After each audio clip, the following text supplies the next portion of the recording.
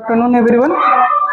आज हम लोग बात करेंगे किंगडम फंजाई में न्यूट्रिशन के आधार पे जो है जो फंजाई हैं उनको हम डिटेल्स में देखेंगे। ठीक है, पहला है इसमें सेप्रोफिटिक फंजाई, दूसरा है पैरासिटिक फंजाई और तीसरा है सिम्बायोटिक फंजाई। इसके पहले जो है हमने किंगडम फंजाई के बारे में जो है इंट्रोडक्शन के तौर पे जो है बताया था और फिर से हम कंटिन्यू करते हैं इसके न्यूट्रिशन के आधार पे फंजाई के बारे में। सबसे पहले जो फंजाई होता है वो हेटेरोट्रॉफिक ऑर्गेनिजम्स होता है, यानी कि ये अपना भोजन स्वयं बना नहीं पाते हैं। ठीक है, और ये अपना भोजन जो है दूसरे जीवों से प्राप्त करते हैं, तो ऐसे जीव को हम हेटेरोट्रॉफ्स बोलते हैं। ठीक है, तो इसको 3 भागों में कैटेगराइज किया गया है on the basis of nutrition. तो पहला है सेप्रोफिटिक फंजाई। सेप्रोफिटिक फंजाई ऐसे फंजाई होते हैं जो अपना भोजन डेड डिकेइंग मैटर से ऑब्टेंड करते हैं। ठीक है, यानी कि सड़े गले स्थानों से प्राप्त करते हैं, तो ऐसे फंजाई को हम लोग सेप्रोफिटिक फंजाई कहते हैं। दूसरा है पैरासिटिक फंजाई। पैरासिटिक फंजाई को हम हिंदी में परजीवी फंजाई कहते हैं। ऐसे फंजाई जो दूसरे लिविंग ऑर्गेनिज्म से यानी कि प्लांट्स एंड एनिमल से जो है फूड को ऑब्टेन करते हैं, तो ऐसे फंजाई को पैरासिटिक फंजाई कहते हैं। और ये डिजीज काजिंग भी होते हैं, जैसे कि मैंने कुछ फंजाई के आपको नाम बताए थे, जैसे कि एल्बिगो कैंडिडा जो व्हाइट रस्ट क्रूसिफर डिजीज जो है मस्टर्ड में काज करता है। टॉक्सिनिया, ठीक है ना, जो वीट के अंदर जो है रस्ट डिजीज काज करता है। ऐसे बहुत सारे जो फंजाई जो हैं वो एनिमल्स और प्लांट में डिजीज उत्पन्न करते हैं। तीसरा है सिम्बायोटिक फंजाई। देखिए सिम्बायोटिक फंजाई, इसको हिंदी में सहजीवी हम बोलते हैं। इसमें होता क्या है कि 2 डिफरेंट जो है, पहले सिम्बायोटिक ऑर्गेनिजम्स के बारे में समझ लीजिए, फिर इसके बारे में हम बताते हैं। सिम्बायोटिक ऑर्गेनिजम्स यानी सहजीवी जीव ऐसे जीव होते हैं जिसमें 2 डिफरेंट जीव, जैसे मान लीजिए कि 2 डिफरेंट जीव हैं, एक ही जगह आपस में रहते हैं, एक जगह रहते हैं और दोनों को एक दूसरे से फायदा होता है, बेनिफिट होता है, तो ऐसे जीव को हम सिम्बायोटिक ऑर्गेनिजम्स या सहजीवी जीव कहते हैं। जैसे इसमें क्या है कि जो फंजाई हैं, कुछ जो फंजाई हैं ये एल्गी के साथ मिलकर जो है लाइकेन का निर्माण करते हैं। तो इसमें होता क्या कि एल्गी के पास होता है क्लोरोफिल, ठीक है, और एक क्लोरोफिल की सहायता से क्या करता है, फोटोसिंथेसिस करके न्यूट्रिशन का निर्माण करता है। जबकि जो फंजाई है क्या करता है कि इसको एल्गी को सबस्ट्रेट प्रोवाइड करता है और इसको जो है एल्गी को मिनरल्स और वाटर जो है सॉइल से एब्जॉर्ब करके देता है। ठीक है, मिनरल्स एंड वाटर। तो देखिए यहाँ पे दोनों को जो है एक दूसरे से फायदा हो रहा है।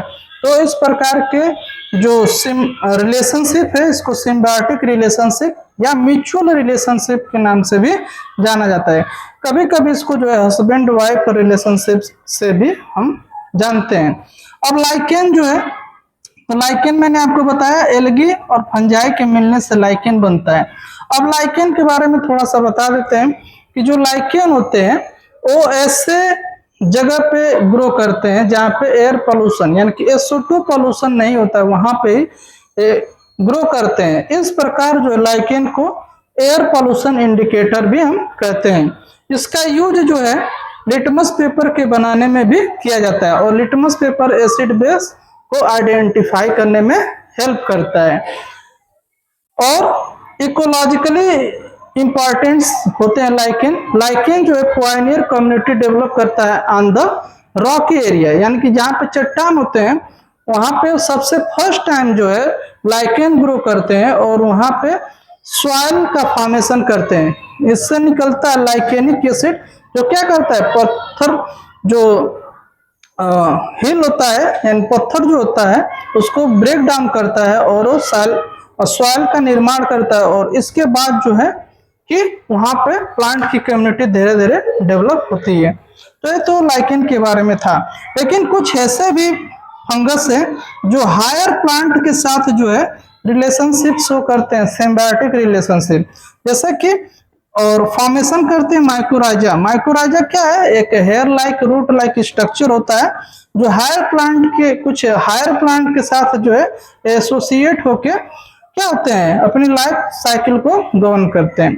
तो इसमें कुछ जो फंगस हैं वो क्या करते हैं, हायर प्लांट के रूट में रहते हैं और माइकोराइजा का निर्माण करते हैं और ये माइकोराइजा उनको क्या है, मिनरल और वाटर जो एब्जॉर्ब करके देता है, जबकि प्लांट जो है इसको कार्बोहाइड्रेट प्रोवाइड कराता है। ठीक है, तो ये था माइकोराइजा के बारे में। इसी प्रकार अगर हम एल्गल कंपोनेंट देखें तो कुछ ऐसे एल्गी होते हैं जो क्या होते हैं, हायर प्लांट के साथ जो है वो रिलेशन शो करते हैं। ठीक है, वहां पे साइकस की बात हम करते हैं। ठीक है, अब इसमें रिप्रोडक्शन की अगर हम बात करें तो रिप्रोडक्शन जो इसमें वो बाय वेजिटेटिव के द्वारा होता है और एसेक्सुअल के द्वारा आता है और सेक्सुअल, इसमें तीनों मेथड के द्वारा जो है रिप्रोडक्शन देखने को मिलता है।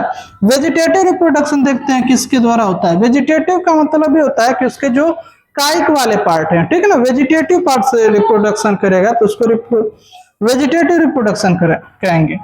वेजिटेटिव रिप्रोडक्शन इसमें होता है बाय फ्रेगमेंटेशन, यानी कि कोई मान लीजिए कि फंगस है, इसका माइसिलियम है और किसी वजह से फिजियोलॉजिकली जो है ब्रेक डाउन हो गया, फ्रेगमेंट बन गए यानी टुकड़े बन गए, तो ये जो है माइसिलियम ग्रो करके क्या होता है, नया फंगस बना लेता है। दूसरा है बाय फ्यूजन, जैसे कि फ्यूजन में हमने आपको बताया था कि जो ईस्ट है, ईस्ट एक ऐसा फंगस है जो यूनिसेलुलर होता है और इसमें जो वेजिटेटिव रिप्रोडक्शन होता है बाय फ्यूजन के द्वारा होता है। तो इसमें दो इक्वल जो है इसकी पूरी बॉडी डिवाइड हो जाती है और फिर एक ग्रो करके ऐसा नया ईस्ट बना लेता है। बाय बर्डिंग है, बर्डिंग भी हमको देखने को ईस्ट में मिलता है, यहाँ पे जो है बर्ड बनते हैं और ये बर्ड यहाँ से जब डिटैच होते हैं तो ऐसा नया क्या होता है, ईस्ट का निर्माण होता है। तो ये था वेजिटेटिव रिप्रोडक्शन। अब एसेक्सुअल जो रिप्रोडक्शन है देखते हैं किसके द्वारा होता है, तो ये होता है बाय स्पोर्स के द्वारा। तो इसमें डिफरेंट जो फंजाई के जो क्लासेस हैं उसमें अलग अलग के स्पोर्स बनते हैं, लेकिन कुछ यहाँ पे स्पोर्स हमने जनरलाइज किए हैं, जैसे कि कोनिडिया, यानी कि कोनिडिया हो गया, चाहे स्पोरेंजियोस्पोर हो गया, चाहे जू स्पोर्स हो गया, ये तमाम जो एसेक्सुअल स्पोर्स होते हैं इनके द्वारा क्या होता है कि एसेक्सुअल रिप्रोडक्शन होता है।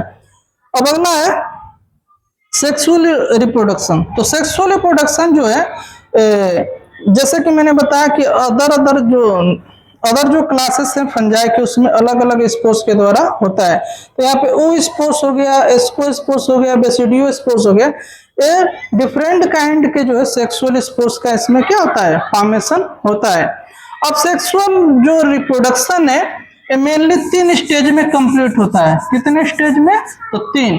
पहला है प्लाज्मोगेमी, और दूसरा आपका है तो होता है कैरियोगेमी, और तीसरा है इसमें स्टेप वो है मियोसिस, यानी अर्धसूत्री विभाजन। ठीक है, तो देखिए एक एग्जांपल लेके हम उस स्पोर्स की अगर हम बात करें तो जैसे मान लीजिए कोई फंजाई का मेंबर है और इसमें ऊ स्पोर्स बना, ठीक है, तो इसमें उस स्पोर्स जो है आपस में दो डिफरेंट, जैसे मान लीजिए इसको प्लस साइन से इसको माइनस, यानी कि इसको मेल मान ले और इसको फीमेल मान ले, ठीक है, तो ये जो दोनों गैमेट हैं, गैमेट को हमेशा एन से डिनोट करते हैं। तो प्लाज्मोगेमी में होगा क्या कि इसका प्लाज्मा और इसका प्लाज्मा दोनों आपस में क्या होंगे, फ्यूज होंगे, ठीक है, और इस प्रकार से जो है एक यूनिसेलुलर सेल्स का निर्माण होगा जिसमें 2 न्यूक्लियस प्रेजेंट होंगे। ठीक है, तो जब प्लाज्मा का फ्यूजन होता है तो उसको प्लाज्मोगेमी कहा जाता है। सेकेंड स्टेप क्या है, कुछ समय बाद जो है, देखिए कुछ फंजाई में तुरंत कैरियोगेमी होगा, लेकिन कुछ ऐसे जो फंगस हैं जिसमें ये स्टेज कई समय के लिए स्टॉप हो जाती है, ठीक है ना, फिर बाद में प्लाज्मोगेमी के बाद कैरियोगेमी। तो यहाँ पे कैरियोगेमी में होगा क्या, कैरियो का मतलब न्यूक्लियस बताए थे, तो ये जो हैप्लॉइड न्यूक्लियस हैं आपस में क्या होंगे, फ्यूज होंगे, और इनको हम सिंगेमी बोलते हैं, सिंगेमी या फर्टिलाइजेशन भी कहते हैं। और जिसके थ्रू क्या होगा कि एन फ्यूज किया तो क्या बन जाएगा, 2n बन जाएगा, तो डिप्लॉयड इन नेचर हो जाएगा, डिप्लॉयड सेल हो गए, और ये दोनों कैसा थे, हैप्लॉइड इन नेचर, ठीक है, तो डिप्लॉयड हो गए, ठीक है, डिप्लॉयड सेल्स का इसमें क्या हो गया, निर्माण हो गया। अब इसके बाद आता है तीसरा स्टेप मियोसिस। ये जो है जो डिप्लॉयड सेल्स है जिसको जाइगोट हम बोल रहे हैं, ये क्या होगा, इसमें मियोसिस होगा। तो एक बार कोई सेल्स है और इसमें एक बार मियोसिस होगा तो क्या होगा, 4 जो है हैप्लॉइड स्पोर्स का निर्माण होता है। ये सब के सब कैसे हैं, हैप्लॉइड, यानी कि इनको हम यन से डिनोट करें। और ये स्पोर्स जो है फिर हवा के द्वारा क्या होते हैं, फैलते हैं और फिर जर्मिनेट करके क्या करते हैं कि नया माइसेलियम का निर्माण करते हैं और इस प्रकार से एक फंगस का क्या हो जाता है, पूरा निर्माण हो जाता है। तो ऑन द बेसिस ऑफ जो है स्पोर्स के टाइप्स के आधार पे, इसमें रिप्रोडक्शन के आधार पे, इसमें फ्रूटिंग बॉडी के आधार पे जो है फंजाई को जो है निम्नलिखित डिफरेंट जो है क्लासेस में बांटा गया है, जैसे फाइकोमाइसेटिज, बेसिडियोमाइसेटिज, ड्यूटेरोमाइसेटिज, है ना। ये डिफरेंट काइंड के जो है क्लासेस हैं जिसको हम अगले कक्षा में पढ़ेंगे। आज के लिए बस इतना है, धन्यवाद।